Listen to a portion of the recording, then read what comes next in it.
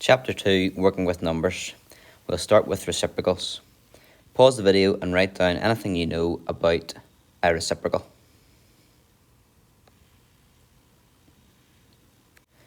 The reciprocal of a number is 1 divided by that number. If the product of two numbers is 1, then one number is the reciprocal of the other.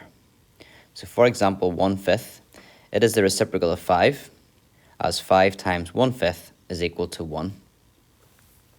It works out then that the reciprocal of n will be 1 over n, and the reciprocal of 1 over n is back to n again. You may also think of the reciprocal as flipping the fraction upside down.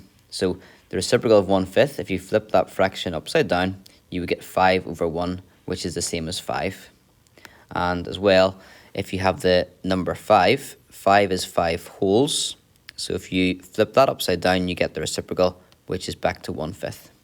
So you may think of the reciprocal as 1 divided by that number, or you can also think of it as flipping the fraction upside down. Pause the video and have a go at example 1. Example 1, find the reciprocal of the following numbers. So 4 is 4 wholes. So the reciprocal, we flip that upside down and we get 1/4. 2/3, if we flip that upside down, we would get 3 over 2. But we leave our answer as a mixed number, so we get 1.5. And then 2.5, well, that is 2.5. We can write that, before we get the reciprocal, we can write that as an improper fraction, which would be 5 over 2. And then the reciprocal is 2/5. Another approach would be to go back to the definition of reciprocal being 1 divided by that number. So if you have 2.5 and you want to get the reciprocal, it would be 1 over or 1 divided by 2.5.